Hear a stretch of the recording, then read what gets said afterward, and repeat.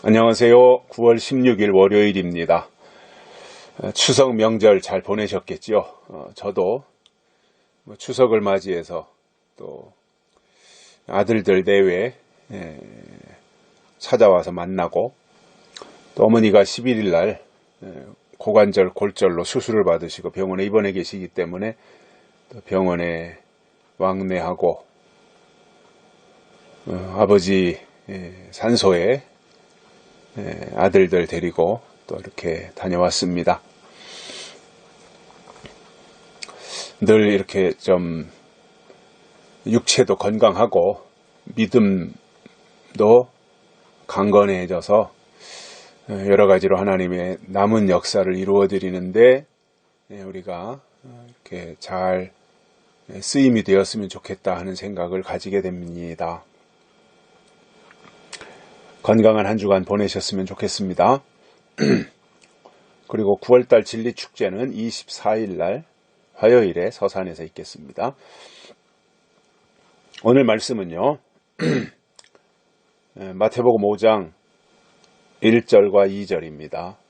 예수께서 무리를 보시고 산에 올라가 앉으시니 제자들이 나온지라 입을 열어 가르쳐 가라사대. 아멘. 예수님의 사역에서 이제 드디어 마태복음 5장에서 산에서 말씀하신 산상수훈에 대해서 5장, 6장, 7장에서 설명하는데 그 중에 첫 번째가 팔복입니다. 예수님의 사역을 시작하는 첫 메시지가 팔복, 8가지의 복을 설명하신 건데, 이것은 구약에서 말씀했던 복과 신약에서 지금 예수님이 설명하는 복이 전혀 다르다라고 하는 것을 알 수 있습니다. 말로는 똑같아요, 복. 근데 내용은 완전히 달라요. 그래서 구약을 대표하는 복이 신명기 28장이라면 신약에서 예수님이 시대를 바꾸시고 이제 새롭게 출발하면서 첫 번째로 하신 것이 복을 바꾼 거예요. 구약의 복과 신약의 복은 완전히 다르다라는 겁니다. 이것을 산에서 말씀하신 거죠. 자, 그래서 성경의 역사를 보면 산의 역사입니다. 산에서 시작해서 산으로 끝나는 거예요. 그래서 여러 산들이 나오는데 시작했던 산이 에덴 동산이고 끝나는 산이 계시록 14장에 나오는 시온산입니다. 그래서 우리가 절대로 이 산의 역사를 무시하거나 외면할 수 없고, 하나님의 역사가 산하고 밀접한 관련이 있다라고 하는 것을 알고 접근한다면 도움이 될 겁니다. 노아의 방주도 아라랏산에 있었습니다. 아브라함이 모리아산에서 제사를 드리고 독자 이삭을 하나님 앞에 제물로 올렸던 것입니다. 모세에게는 시온산과 시내산과 호렙산이 있었고요. 호렙산과 시내산이죠. 호렙산과 시내산이 있었고, 엘리야는 갈멜산의 역사를 볼 수 있습니다. 신약에서도 보면 예수님이 변화산에 겟세마네 동산, 골고다, 이러한 그 산의 역사들이 나타납니다. 그래서 우리가 이러한 역사들을 볼 수 있는데, 오늘 말씀도 산에 올라가서 제자들에게 시대가 바뀌고 복이 바뀌었다. 이제는 너희가 구약의 복이 아니라 팔복으로 나가야 된다. 이것을 설명을 해주셨는데, 4장에서 예수님이 40일 금식하시고 마귀에게 시험을 받으시고, 그리고 베드로와 안드레를 첫 번째 제자로 부르셨고, 곧바로 야고보와 요한이 또 그 뒤를 이어서 예수님의 제자가 되고, 그리고 갈릴리 회당에서 다니면서 이제 복음을 전파하시고 병을 고치시고 모든 악한 것들을 다, 연약한 것들을 고쳐주시고, 이렇게 하니까 이제 소문이 금방 쫙 퍼지지 않겠어요? 그러니까 많은 병자들, 중풍병자들 다 예수님이 계신 곳으로 모여들었고, 예수님이 그들을 고치셨습니다. 그래서 저는 시대가 바뀔 때는 하나님의 이렇게 초자연적인 역사를 보내주신다라고 생각합니다. 앞으로도 하나님이 때가 되어서 그 예수님이 다시 오시는 그 역사를 본격적으로 시작하시면, 시간은 길진 않아요. 짧지만 예수님도 3년 반밖에 안 됐잖아요. 근데 그 3년 반의 공적 사역의 시작이 마태복음 그 4장 그 뒷부분에 보면 이렇게 여러 가지 그 고치시는 역사가 있어요. 귀신 들린 자, 각색 병자, 중풍병자, 간질하는 자, 이런 사람들을 다 이제 고치셨어요. 그러면서 입소문이 확 퍼진 거죠. 지금도 만약에 재림복음, 재림신앙을 가지고 증거하는데 말로만 하면 아이 그래 오래 저 말이 오라 그러면서도 이렇게 흡입되진 않아요. 지금 시대가 그렇잖아요. 또 어디서 말씀을 잘 증거한다 그래서 사모하는 사람들이 이렇게 귀동냥은 할지 모르지만 그 말씀 속으로 흡입되진 않잖아요. 근데 앞으로 이런 역사가 수반되어지면 이거는 감당 못할 정도가 되는 거예요. 왜냐? 예수님 당시 2000년 전에는 입에서 입으로 구전되는 거예요. 아, 예수라는 청년이 이런 일들을 행하는데 병을 고치더라, 귀신을 쫓아내더라, 한 방에 다 해결하더라. 그거 이제 입에서 입으로 되니까 막 병자들이 몰려들었는데 지금 시대는 모든 매스컴이 다 발달하고 유튜브 이러한 것들, 인터넷 이런 것들이 이제 다 완벽하게 구축돼 있다 보니까 이 소문은 삽시간에 대한민국을 뛰어넘어서 세계로 다 퍼져나갈 거거든요. 그렇다면 하나님의 역사가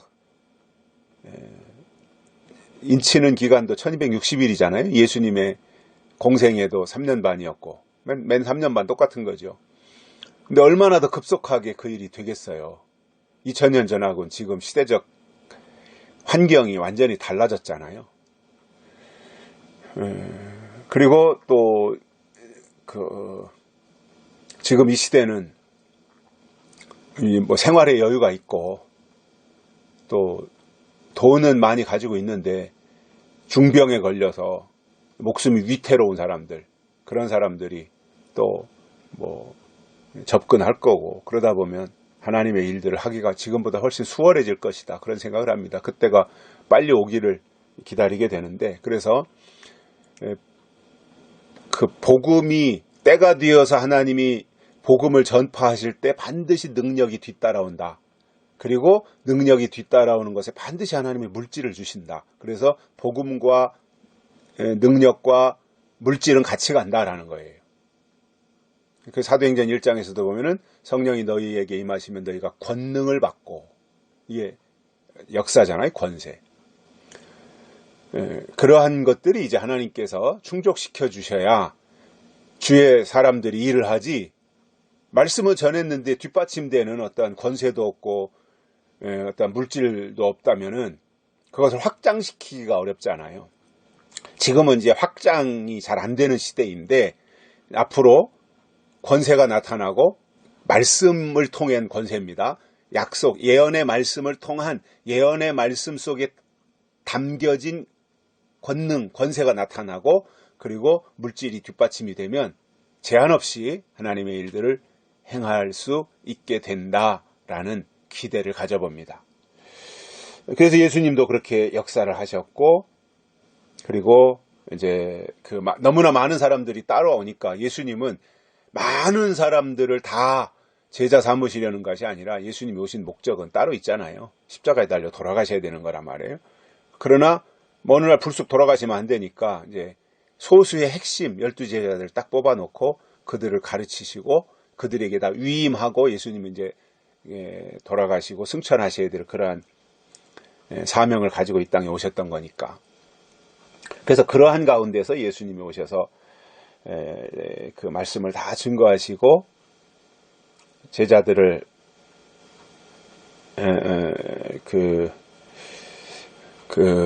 산에 올라가시니까 이제 따르는 자들이 왔고 제자들도 같이 이제 거기에 포함이 됐던 거죠. 그러면서 거기서 입을 열어서 드디어 팔복을 말씀하신 거예요.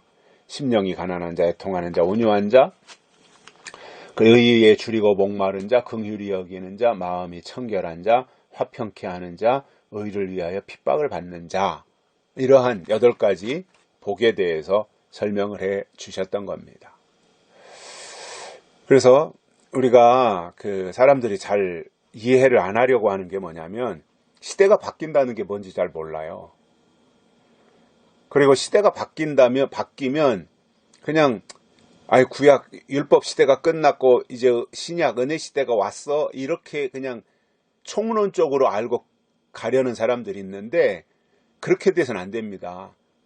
총론은 물론 알아야 되지만 그러면 이제 구약에서 신약으로 왔다 또는 신약이 끝나고 새로운 천년 시대가 온다 이렇게 안다면 이제 총론을 안 거잖아요. 그러면 구체적으로 그 시대에 어떤 것들이 또 바뀌느냐, 시대가 바뀌는 것과 동시에 그러면 그것에 대해서 강론도 알아야 되잖아요.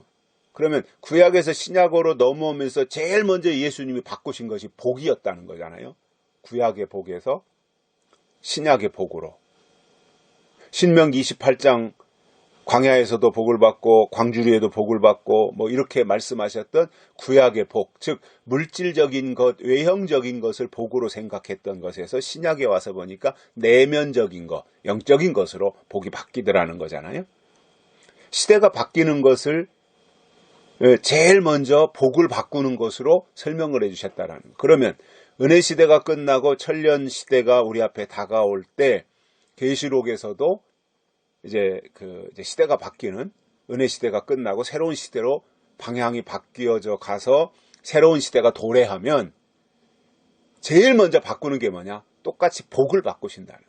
그래서 팔복이 신약에 예수님이 오셔서 말씀하신 팔복이 계시록이 열리면 계시록 1장 3절 이 예언의 말씀을 읽는 자와 듣는 자들과 그 가운데 기록하는 것을 지키는 자들이 복이 있나니 때가 갔거니 이 예언의 말씀을 읽고 듣고 지키는 자들이 복이 있다. 복이 바뀌는 거예요. 믿기만 하면 되는 게 아니에요. 교회만 열심히 다니면 되는 게 아니라니까요. 그거는 당연히 해야 되는 일이지만 그보다 더 구체적으로 해야 되는 일이 뭐냐? 그 시대에 주신 하나님의 말씀, 약속, 예언, 명령 이걸 알아야 돼요. 그래야 팔복을 복으로 생각하고 가는 것과 예언의 말씀을 읽고 듣고 지키는 것을 복으로 생각하는 것과는 다른 거예요. 시대가 바뀌면 복이 바뀐다니까요. 복이라는 게 뭐예요? 그 시대 하나님이 주시는 거잖아요.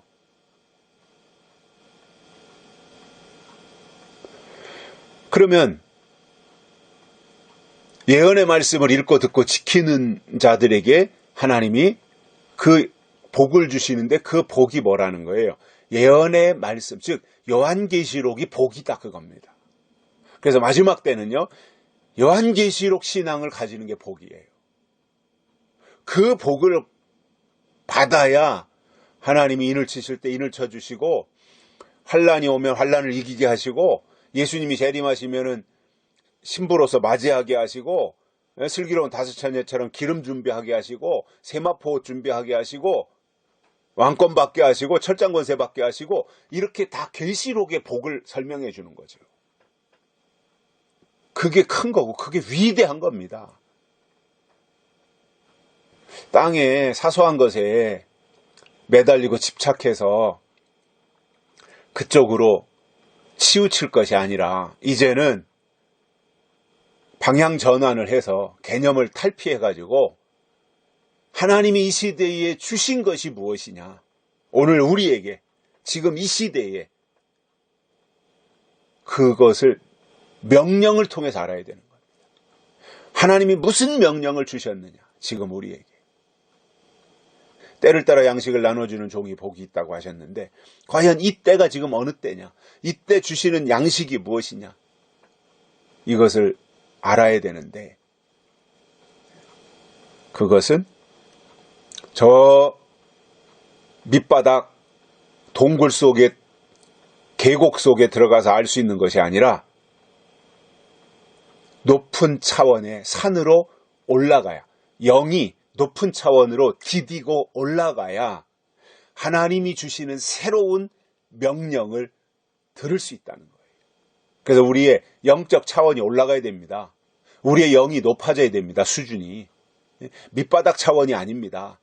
높은 차원으로 올라가야 됩니다. 이게 믿음인 겁니다. 왜 계시록을 주셨습니까? 올라가라고 주신 겁니다. 믿음이 올라가고 수준이 올라가고 차원이 올라가라고 주신 거예요. 영적으로. 내려가는 것은 하나님이 기뻐하시지 않습니다. 성경에서 보면 내려가서 잘된 사람 없습니다. 올라가면 잘되게 되어 있습니다. 주를 앙모하는 자는 올라가게 되어 있습니다. 예수님도 사람들을 데리고 산으로 올라가서 새로운 복을 약속해 주셨던 겁니다. 오늘 한 주간 시작하는 이날에 우리의 믿음이 한 단계 더 올라가고 높은 차원으로 디디고 일어서서 하나님이 이 시대에 우리들에게 주시는 명령을 믿음으로 받아서 그 일을 이루어드리는 또 다른 예수님의 제자들이 되시기를 바랍니다. 오늘 여기까지 하겠습니다. 감사합니다.